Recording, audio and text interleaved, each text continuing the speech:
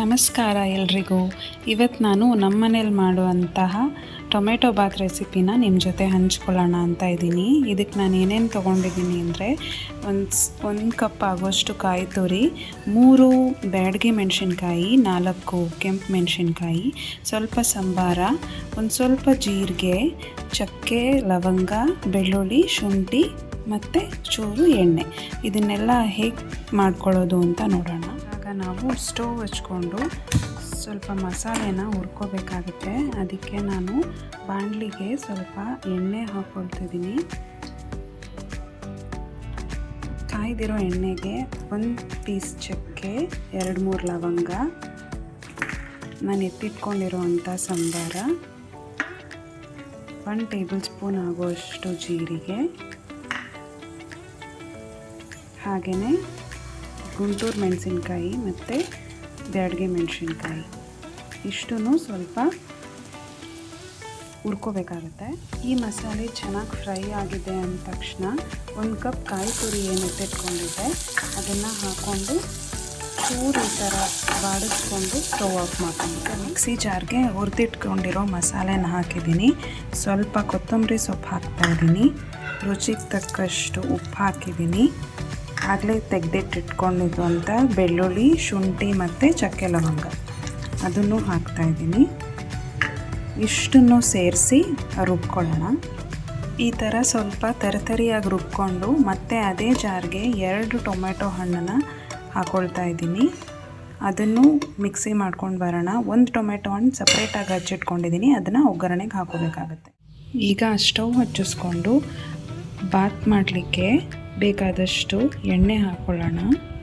ಜೊತೆಗೆ ಸ್ವಲ್ಪ ತುಪ್ಪನೂ ಹಾಕ್ಕೊಳ್ಳೋಣ.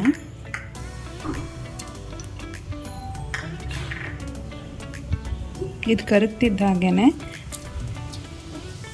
ಚಕ್ಕೆ, ಲವಂಗ, 2 ಏಲಕ್ಕಿ ಒಗ್ಗರಣೆಗೆ ಹಾಕ್ಕೊಳ್ಳೋಣ. ಆಮೇಲೆ ಸ್ವಲ್ಪ ಪಲಾವ್ ಎಲೆ, ಒಂದು ದಪ್ಪ ಈರುಳ್ಳಿ ಹೆಚ್ಚಿಟ್ಕೊಂಡಿದ್ದೀನಿ, ಅದನ್ನು ಒಗ್ಗರಣೆಗೆ ಹಾಕ್ತಾಯಿದ್ದೀನಿ. ಸ್ವಲ್ಪ ಕರಿಬೇವಿನ ಸೊಪ್ಪು, ಇದನ್ನು ಹಾಕ್ಕೊಂಡು ನೀಟಾಗಿ ಫ್ರೈ ಮಾಡ್ಕೊಳ್ಳೋಣ. ಈರುಳ್ಳಿ ಚೆನ್ನಾಗಿ ಫ್ರೈ ಆಗಬೇಕು. ಆಮೇಲೆ ಒಂದೇ ಒಂದು ಟೊಮೆಟೊ ಏನು ಹಚ್ಚಿಟ್ಕೊಂಡಿದ್ದೀನಿ ಅದನ್ನು ಹಾಕಿ ಫ್ರೈ ಮಾಡೋಣ. ಇದು ಫ್ರೈ ಆಗಿದೆ. 1 ಟೊಮೆಟೊ ಏನು ಹೆಚ್ಚಿಟ್ಕೊಂಡಿದ್ದೀನಿ ಅದನ್ನು ಹಾಕೋತಿದ್ದೀನಿ.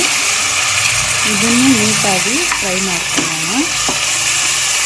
ಇದು ಫ್ರೈ ಆಗಲಿಕ್ಕೆ ಚೂರು ಉಪ್ಪು ಹಾಕೋತಾ ಇದ್ದೀನಿ, ಬೇಗ ಫ್ರೈ ಆಗಲಿ ಅಂತ. ಟೊಮ್ಯಾಟೊ ಈರುಳ್ಳಿ ನೀಟಾಗಿ ಫ್ರೈ ಆದಮೇಲೆ ನಾವೇನು ಮಸಾಲೆ ರುಬ್ಬಿಟ್ಕೊಂಡಿದ್ದೀವಿ ಅದನ್ನು ಹಾಕ್ಕೊಂಡು 1-2 ನಿಮಿಷ ನೀಟಾಗಿ ಫ್ರೈ ಮಾಡ್ಕೊಳ್ಳಿ, ಹಸಿ ವಾಸನೆ ಹೋಗೋವರೆಗೂ. ಇದು ಹೀಗೆ ಫ್ರೈ ಆದಮೇಲೆ ನೆನೆಸಿಟ್ಕೊಂಡಿರೋ ಅಂಥ ಅಕ್ಕಿ ಹಾಕ್ತಾಯಿದ್ದೀನಿ. ಈ ಮಸಾಲೆ ನಾನು ತೋರಿಸಿರೋದು ಇಬ್ಬರಿಗಾಗುವಷ್ಟು ಟೊಮೆಟೊ ಬಾತು. ಸೊ ಇದನ್ನು ಚೆನ್ನಾಗಿ ಮಿಕ್ಸ್ ಮಾಡಿಕೊಂಡು 2 ಲೋಟ ನೀರು ಹಾಕ್ಕೊಂಡು ಲಿಡ್ ಕ್ಲೋಸ್ ಮಾಡೋಣ. ಟೊಮೆಟೊ ಬಾತ್ಗೆ ಸ್ವಲ್ಪ ಕಮ್ಮಿನೇ ನೀರು ಹಾಕ್ಕೊಳ್ಳಿ, ಯಾಕೆಂದರೆ ಟೊಮೆಟೊದಲ್ಲೇ ನೀರು ಬಿಟ್ಕೊಳ್ಳುತ್ತೆ, ಅದಕ್ಕೋಸ್ಕರ. ನಾನು 1 ಪಾವಷ್ಟು ಅಕ್ಕಿ ತೊಗೊಂಡಿದ್ದೀನಿ, ಅದಕ್ಕೆ 2 ಗ್ಲಾಸಷ್ಟು ನೀರು ಹಾಕ್ತಾಯಿದ್ದೀನಿ. ಜಾಸ್ತಿ ನೀರು ಹಾಕೋದು ಬೇಡ. ಈಗ ನೋಡಿ ಬಾತ್ ಕುದೀತಾ ಇದೆ. ಈಗ ಲಿಡ್ ಕ್ಲೋಸ್ ಮಾಡಿಕೊಂಡು 2 ವಿಷಲ್ ಬರ್ಸ್ಕೊಂಡ್ರೆ ಸಾಕಾಗುತ್ತೆ.